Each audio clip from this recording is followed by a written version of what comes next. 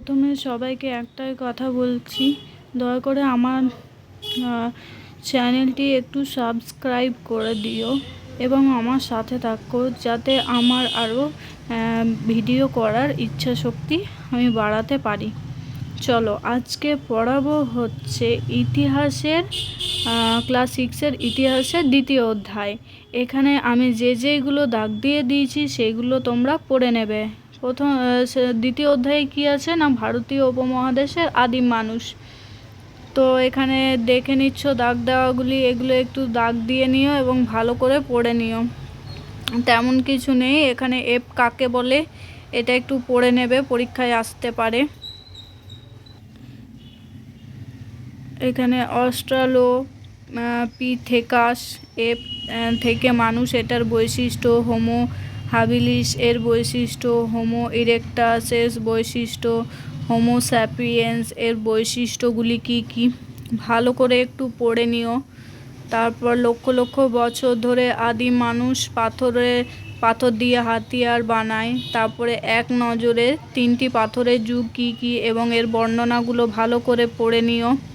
তারপর এখানে যে জিনিসগুলো দাগ দেওয়া আছে সেগুলো পড়বে। সর্বপ্রথম মনে রাখবে, বইটি হলো আসল। বইটি তুমি ভালো করে পড়ে দাগ দেওয়া অংশগুলো যদি ভালো করে মুখস্থ করে নাও, তাহলে অনেক MCQ তোমার মুখস্থ হয়ে যাবে আর পরীক্ষায় তুমি করতেও পারবে। তাই আগে টেক্সট বুক ভালো করে রিভিশন করবে, তারপরেই তার মানে বই পড়বে। ভালো করে দাগ দেওয়া অংশগুলো পড়ে নিও, দেখে নাও। আগুনের ব্যবহার করার ফলে বেশ কিছু বদল দেখা যেতে থাকে। এদিক দিয়ে প্রচণ্ড শীতের আগুনের ব্যবহারের ফলে মানুষের কি কি পরিবর্তন হয়, তারা কি কি সুবিধা পায়, এগুলো আমি সব দাগ দিয়ে দিয়েছি, করে নিও। লুসি সম্পর্কে টিকা করে নেবে। তারপরে এখানে হলো সোয়ান উপত্যকা। তারপরে হোমো ইরেক্টাস প্রজাতির আদিম মানুষের উপমহাদেশের বিভিন্ন এলাকায় ছড়িয়ে পড়েছিল। কর্ণাটকের হুন্সগি উপত্যকা, রাজস্থানের দিদওয়ানা ও মহারাষ্ট্রের নেভাসাতে তার প্রমাণ রয়েছে। এখানে ভীমবেটকা, এটা একটি টিকা, ইম্পর্টেন্ট টিকা।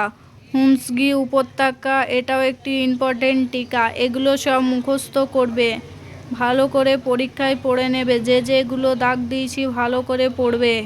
আর আমার চ্যানেলটিকে একটু সাবস্ক্রাইব করে দিও, যাতে আরও নিত্য নতুন ভিডিও তোমাদেরকে আমি দিতে পারি। দেখে নাও ভালো করে।